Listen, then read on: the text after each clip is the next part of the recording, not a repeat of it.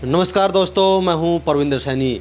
दोस्तों, आखिरकार लंबे समय से इंतज़ार किया जा रहा था कि आखिरकार कांग्रेस पार्टी किसे नेता प्रतिपक्ष बनाएगी। हालांकि कांग्रेस पार्टी ने इसका ऐलान नहीं किया है कि नेता प्रतिपक्ष किसे बनाया जाए, लेकिन एक व्यक्ति को नॉमिनेट किया गया है।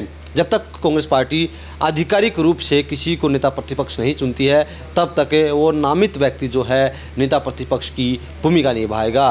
और लंबे समय के बाद जो है भूपेंद्र सिंह हुड्डा का नाम जो है आगे बढ़ाया गया है। भारतीय जनता पार्टी के नेता हैं राव नरबीर सिंह, उन्होंने इस बात का दावा भी किया है। और इसी विषय में चर्चा करने के लिए हमारे साथ राजनीतिक मामलों के जानकार वीरेंद्र राठी हमारे साथ मौजूद हैं।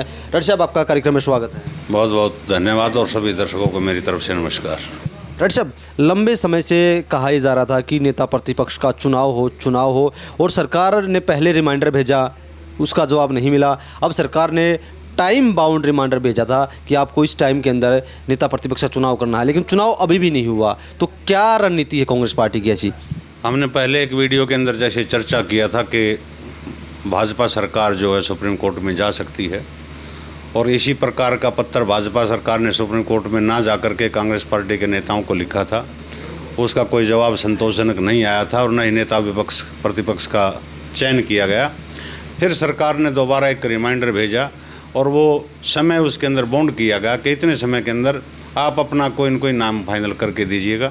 नेता प्रतिपक्ष का चुनाव कांग्रेस ने आज भी नहीं किया है, क्यों? वो गेंद जो है हाईकमान के पाले में है। जब हाईकमान फैसला करेगी। लेकिन प्रदेश अध्यक्ष उदय भान जी हैं, बाकी कमेटी के मेंबर्स हैं और जो विधायक हैं, उन्होंने एकाम सहमति से चौधरी भूपेंद्र सिंह हुड्डा जी का नाम नॉमिनेट किया है कि जब तक नेता प्रतिपक्ष का चुनाव कांग्रेस पार्टी नहीं करती है और जहां नेता प्रतिपक्ष के लिए किसी सिग्नेचर की ज़रूरत है या व्यक्ति की ज़रूरत है, तो हम नॉमिनेट चौधरी भूपेंद्र सिंह हुड्डा जी को करते हैं। और आज उनके नाम के ऊपर, जैसा आपने बताया कि राव नरबीर सिंह ने आज इस बात की पुष्टि की है और सोशल मीडिया पे ये खबर आज करीब दोपहर 2 बजे से तैर रही है। राठी साहब, नेता प्रतिपक्ष नहीं होने से काफ़ी सारे काम जो हैं वो रुके हुए हैं। हालांकि सरकार की सेहत पर इससे कोई असर नहीं पड़ता। तो क्या एक ये मैसेज जा रहा जनता के बीच में कि जनता को लेकर कांग्रेस पार्टी गंभीर नहीं है? वो तो कई बार हम भी चर्चा कर चुके हैं, हर एक चैनल चर्चा कर चुका है, प्रिंट मीडिया में भी ये खबरें आ चुकी हैं और कांग्रेस के नेता भी अनेक बैठकों के अंदर इस मुद्दे को उठा चुके हैं और कांग्रेस हाईकमान के नेताओं के सामने भी उठा चुके हैं कि हमारे नेता प्रतिपक्ष का चुनाव कर दिया जाए। लेकिन कांग्रेस पार्टी पता नहीं किन कारणों से वो चयन करने में आज तक विफल है। क्या आपको ऐसा नहीं लग रहा कि कांग्रेस पार्टी कोई बड़ा बदलाव करना चाह रही है जिसकी वजह से ये फैसला नहीं ले पा रही? जिस प्रकार से राहुल गांधी का पीछे बयान आया था कि हम अपने संगठन को मजबूत करेंगे और जो जिला अध्यक्ष हमारे होंगे उनके हाथों में भी हम पावर देंगे, जो इसी रूम में बैठ करके राजनीति करते हैं, कहीं न कहीं पार्टी उनसे मुक्ति चाहती है। जो संगठन में काम करने वाले होंगे उनकी राय टिकटों के मामले में ली जाएगी, चाहे वो जिला अध्यक्ष है, चाहे वो प्रदेश कार्यकारिणी के सदस्य हैं। अगर इस प्रकार का मजबूती से बयान राहुल गांधी जी का आया है तो ज़रूर कोई न कोई बड़े संकेतों की तरफ जरूर इशारा कर रहा है कि बड़ा बदलाव कांग्रेस पार्टी भविष्य में हरियाणा प्रदेश के अंदर और देश के अंदर संगठन चुनाव के अंदर जरूर कर सकती है। सर, क्या जिस तरीके से कई नाम सामने आ रहे थे, गीता बुक्कल की बात करें, वो भी लगातार नेता प्रतिपक्ष के लिए लॉबिंग कर रही थी, रघुवीर कादियानी की बात करें या अशोक अरोड़ा की बात करें, तो कई नेता थे जो लगातार कोशिश में थे। तो क्या अब उन सब के अरमानों पर पानी फिर गया है? देखो, उनके अरमानों के ऊपर तो पहले से ही पानी था, क्योंकि जिस प्रकार से कांग्रेस का जो बहुमत एमएलए का है वो चौधरी भूपेंद्र सिंह हुड्डा जी के नाम पे अग्री है। हम जिसके ऊपर चर्चा करते हैं वो भी खुद भूपेंद्र हुड्डा जी का नाम ले रहे हैं, लेकिन कहीं न कहीं कांग्रेस हाईकमान भूपेंद्र हुड्डा जी के नाम के ऊपर मोहर नहीं लगा रही, सहमति प्रकट नहीं कर रही। तो फिर ये जो दूसरी पंक्ति के नेता कांग्रेस के अंदर हैं या अपने आप को सीनियर लीडर कुछ व्यक्ति मान रहे हैं कि वो एक थोड़ा सा मन में ये है कि अगर हुड्डा साहब का नाम ना आए तो इस खेमे में तुम हो सकता है कि हुड्डा साहब तुम्हारी तरफ इशारा करके तुम्हें बनवा दें, क्योंकि सुविधाएं बहुत होती हैं विपक्ष के नेता के पास। समय भी बोलने का ज़्यादा मिलेगा, पार्टी की सारी नीतियों को भी वहाँ उठाने का मिलेगा, जनता की मांगों को, मुद्दों को उठाने का समय भी ज़्यादा मिलेगा और अपने इलाके की मांग तो जो नेता उठाएगा ही, जो बनेगा। राठी साहब, क्या जिस तरीके से अब काफ़ी लंबे समय के बाद उन्होंने एक नाम जरूर लिया है लेकिन अभी तक घोषणा नहीं की है, तो क्या आपको लगता है कि कहीं ऐसा तो नहीं कि कांग्रेस पार्टी 5 साल या तकरीबन जो 4.5 साल से कम का समय जो बचा है उसको ऐसे ही निकाल देगी? नहीं, इतना लंबा समय तो मैं नहीं मानता निकलेगा, लेकिन अभी जो ये अक्टूबर से लेकर के अभी तक जो 6-7 महीने का समय बीता है ये भी गलत निकला है। नेता प्रतिपक्ष होना चाहिए सदन के अंदर।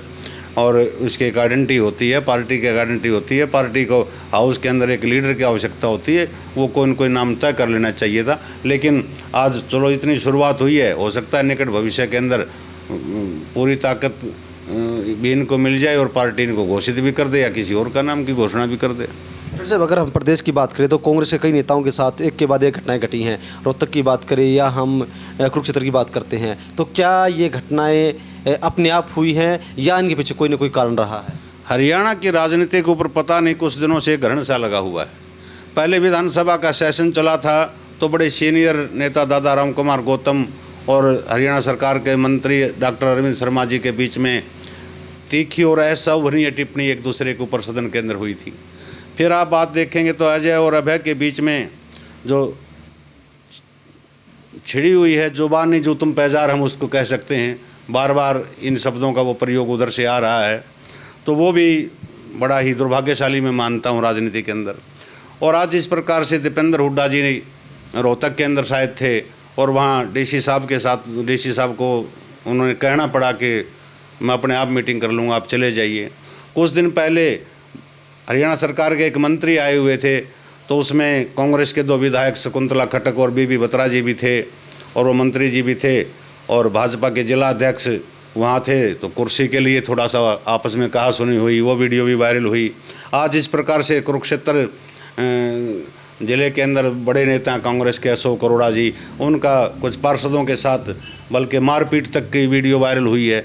तो हरियाणा की राजनीति के लिए बड़ा दुखदाई मैं इसको मानता हूँ।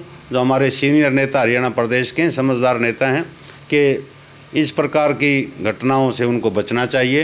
राजनीति है, खाली बयानबाजी तक वो दायरा सीमित रहे तो अच्छी बात है। और ये 3-4 घटनाएं प्रदेश के अंदर जिस प्रकार से मैंने बताया, इसमें कुछ दिन पहले आप देखोगे तो महिपाल ढांडा जी ने शायद कोई डिनर दिया था चंडीगढ़ के अंदर, वहाँ भी कांग्रेस के 4-5 विधायक उस डिनर के ऊपर जा रहे थे, तो चंडीगढ़ पुलिस के साथ उनकी कहा सुनी हुई थी, वो वीडियो भी वायरल हुई थी सोशल मीडिया के ऊपर। तो इस प्रकार से पता नहीं क्या ग्रहण सा लगा हुआ हरियाणा की राजनीति को कि कोई दल अछूता नहीं है, कोई न कोई बयान एक दूसरे के प्रति विरोध में आते रहते हैं या तीखी नोक झोंक होते हैं, ये शोभनीय बात नहीं है।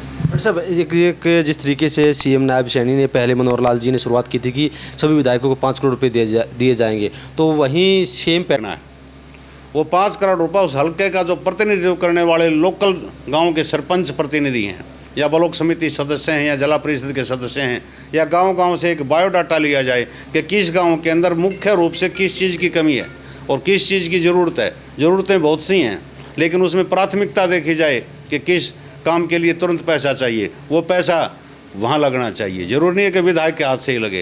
ये कहने को तो हो सकता है कि विधायक पूरे इलाके का मुखिया, हल्के का मुखिया है, वो जुड़ा हुआ रहता है, लेकिन किसी सरपंच के साथ उसकी पटती है, किसी की नहीं पटती है।